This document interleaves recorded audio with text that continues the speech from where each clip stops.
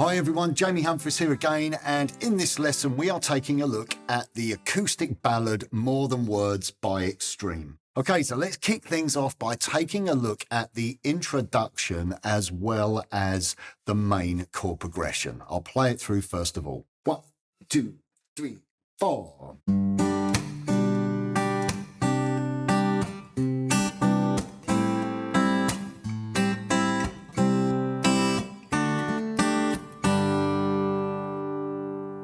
So we kick off with the G major chord. You're going to play the root note first, and then you're playing the top 3 strings. You're kind of, as you push down with your thumb, you pull your fingers up into the palms. You're sort of doing that with your hands. Sort of push the thumb down and pull your fingers up towards the palm,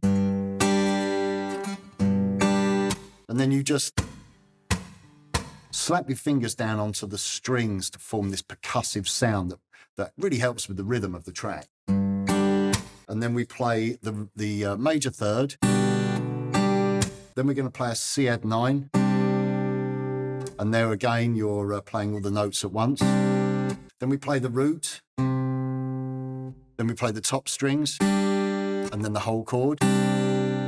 So.